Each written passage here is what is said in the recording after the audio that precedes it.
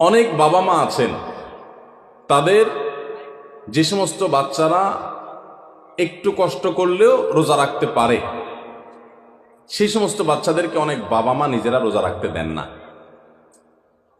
স্কুলের অভিযোগ দিয়ে মাদ্রাসা খোলা, সে অভিযোগ তুলে, তাদের পরীক্ষা চলছে সে অজুহাত তুলে, নানা অজুহাত তুলে আজকাল দেখা যায় 8-10 বছর 12 বছরের বাচ্চারা রোজা রাখতে গেলে অনেক মা বাপ নিষেধ করেন। আমরা আমাদের ছেলেবেলায় দেখেছি, আমাদের চেয়ে যারা বড়, সে আরো বড় মুরব্বী মানুষ আছেন, আপনারা আরো বেশি দেখেছেন যে আগে বাবা মা ছোট ছোট বাচ্চারা রোজা রাখতে চাইলে তাদেরকে উৎসাহ দিতেন, তাদেরকে অনুপ্রেরণা দিতেন, আগ্রহ জাগ্রত করতেন তাদের মধ্যে, তাদেরকে সাহস দিতেন যে হ্যাঁ, হিম্মত করতে হয়।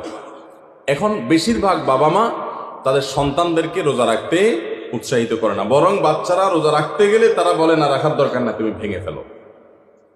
মনে রাখবেন, সাহাবা একরামের একটি কমন আমল ছিল, তারা রমজান মাসের রোজা তো বটেই, এমনকি আশুরার রোজা, এগুলো পর্যন্ত, নফল রোজা পর্যন্ত তারা তো রাখতেন, তাদের বাচ্চাদেরকে রাখাতেন এবং বিভিন্ন রকমের খেলনা ইত্যাদি দিয়ে বাচ্চাদেরকে ভোলানোর চেষ্টা করতেন। সেই সাহাবীরা যাদেরকে তাদের মা বাবারা শৈশবে কৈশোরে রোজা রাখার ব্যাপারে উৎসাহ দিয়েছেন, প্রেরণা দিয়েছেন, শিক্ষা দিয়েছেন, সাহস জুগিয়েছেন, তারাই কিন্তু বিশ্বটা জয় করেছে। কারণ কষ্ট করা শিখেছে, কষ্ট সহিষ্ণু হয়েছেন, ধৈর্য ধারণ করা শিখেছেন। রোজা রাখা মানে সংযম, এই সংযম শিখেছেন। ক্ষুধা হবে, খাবারও সামনে থাকবে, কিন্তু খাওয়া যাবে না। এই যে সংবরণ, এই যে সংযম, এই যে ধৈর্য, এই যে সহনশীলতা, এটার চর্চা করা যখন মা বাপরা শিখিয়েছেন, সেই সাহাবীদের সন্তানরাই কিন্তু অর্ধ পৃথিবী জয় করে ছেড়েছেন। আর আজকে আমাদের সন্তানদেরকে আমরা রোজা রাখাই না কেন? আমাদের মায়া হয়, ছেলেটার মুখটা ফ্যাকাশে হয়ে যাবে, মেয়েটার মুখটা শুকায় যাবে, আমার কাছে ভালো লাগবে না।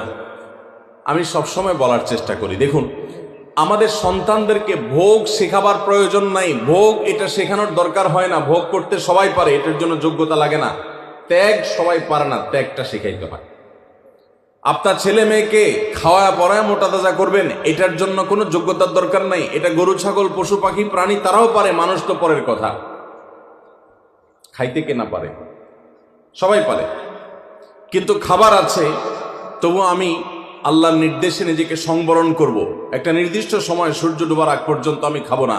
এই যে ধৈর্য, এই যে সহনশীলতা, এই যে আত্মনিয়ন্ত্রণ, এই যে কন্ট্রোল, এই জিনিসটা আপনার বাচ্চার জীবনে অনেক গুরুত্বপূর্ণ একটা ব্যাপার। এটা তার জন্য অনেক বেশি জরুরি, তার কারণ তার সারা জীবন সামনে পড়ে আছে। তার জীবনে যা চাইবে সে সবকিছু পাবে না, বহু কিছু তার চাওয়ার সাথে পাওয়ার মিল থাকবে না। তার জীবনে অনেক সংগ্রাম করতে হবে, অনেক ইচ্ছা বিরুদ্ধ বিষয় তার সামনে এসে দাঁড়াবে। তখন সে সংযমী হতে পারবে, আত্মনিয়ন্ত্রণ করতে পারবে, ধৈর্য ধারণ করা শিখতে পারবে। আপনি যদি তাকে রোজা শিখান, আপনি তাকে যদি সওম শিখান, আপনি যদি তাকে বিরত থাকা শিখান, আপনি যদি তাকে সংযমের এই ইবাদত শিখান, আর যদি শুধুমাত্র ভোগ শিখান, বাচ্চা মুখ দিয়ে বাইর করলো আর আপনি অস্থির হয়ে গেছেন তাকে দেওয়ার জন্য, চোখ দিয়ে কোনো দিকে তাকাইলে তো সে কেনার জন্য আপনি পাগল পরা হয়ে গেছেন, এমনকি হালাল হারাম পর্যন্ত বাজ বিচার করছেন না। বাচ্চা যা চাচ্ছে তা দিচ্ছেন, যা চাচ্ছে না তাও দিচ্ছেন।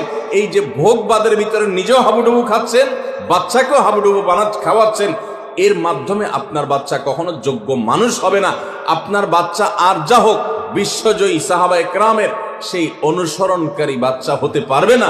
তাদেরকে যদি আপনি সংগ্রাম শেখাতে চান, ভোর রাতে ঘুম থেকে জাগতে শেখান, ভোর রাতে উঠতে শিখান, আরামের ঘুম ছাড়া শিখান, আরামের কম্বল ত্যাগ করা শিখান।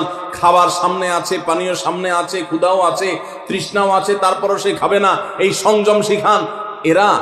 এরা দেখবেন পৃথিবীর নানা বাধার পাহাড় তারা ডিঙাতে শিখবে, নানা বাধার প্রাচীর তারা ডিঙাতে শিখবে, অতিক্রম করতে শিখবে। গোটা ইসলামটা আমাদেরকে কন্ট্রোল শিখায়।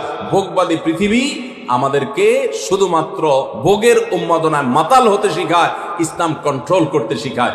ভোগের উন্মাদনায় যখন মাতাল হয়ে যায় মানুষ, তখন তার দ্বারা পৃথিবীতে বড় কোনো কাজ করা সম্ভবপর হয় না। আজ গোটা পৃথিবীতে আমরা মুসলমানরা যেসব কারণে পিছিয়ে আছি, তোর মধ্যে থেকে একটা হলো এটা যে আমরা ভোগবাদের হাবুডুবু খাচ্ছি। আমরা ইসলামের যে নিয়ন্ত্রণ, আত্মনিয়ন্ত্রণ করার চর্চা এবং এর ট্রেনিং, এর প্রশিক্ষণ পাওয়ার কথা, সেটা আমরা নিচ্ছি না। রমাদান উপলক্ষে আমাদের বড় ভুল হলো যে আমরা নিজেরাও সিয়াম কি বলে সেটা বুঝার চেষ্টা করি না। রোজা কিন্তু আমাদের সাথে কথা বলে, রোজা বলে দেখো তুমি রোজা রেখে তুমি পান করছো না, তোমার তৃষ্ণা আছে, রুমে কেউ নাই, ফ্রিজে ঠান্ডা পানি আছে, চাইলেই খাইতে পারো কিন্তু তুমি খাচ্ছ না। তোমার ঘরে কেউ নেই, পেটে ক্ষুধা আছে, আবার হাতের কাছে খাবারও আছে, তারপর তুমি খাচ্ছ না কেন? আল্লাহ নিষেধ করেছেন সেজন্য। তো এখান থেকে শিক্ষা গ্রহণ করে তোমার সামগ্রিক জীবনে আল্লাহর সমস্ত নিষিদ্ধ বিষয় থেকে বেঁচে থাকার যে ট্রেনিং এবং চর্চা সেটা তুমি গ্রহণ করবা, এই কথাই রোজা আমাদেরকে প্রতিনিয়ত বলে। তো এই জন্য রমাদান কেন্দ্রিক আমাদের একটা বড় ভুল হলো এই রোজার বার্তাটা আমরা নিজেরাও গ্রহণ করতে পারি না।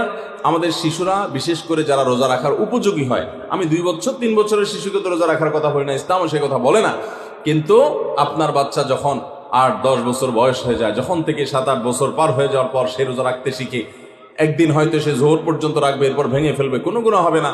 আরেকদিন হয়তো সে আরেক ঘন্টা বেশি রাখবে, আরেকদিন হয়তো আসর পর্যন্ত রেখে ভাঙার মতো অবস্থা তৈরি হবে, প্রয়োজনে ভেঙে ফেলবে, এরপর আস্তে আস্তে সে রোজা রাখা শিখবে। এই বাচ্চা যে কষ্ট করা শিখে, যে ধৈর্য ধরা শিখে, যে ক্ষুধার কষ্ট এটা নিয়ন্ত্রণ এটা বুঝে, সেই বাচ্চা অনেক বড় কিছু করতে পারবে, তার দ্বারা ভালো কিছু হবে। তো আমাদের বাচ্চাদেরকে রোজা রাখতে চাইলে তাদেরকে আমরা আরো বেশি উৎসাহ দেব, অনুপ্রেরণা দেব, সাহস দেব, তাদেরকে ভুলানোর চেষ্টা করব, এরা ইনশাআল্লাহ খাঁটি মুসলমান হতে পারবে, যোগ্য মানুষ হতে পারবে। তাহলে রমজান কেন্দ্রিক আমাদের এই ভুলটা একটা বড় ভুল যে আমরা আমাদের সন্তানদেরকে দেখা যায় রোজা রাখার ব্যাপারে উৎসাহ দেই না, বরং অনেকে নিরুৎসাহ দেই। মনে রাখবেন কোনো বাবা কোনো অভিভাবক যেন বাচ্চাদেরকে নিরুৎসাহিত আমরা না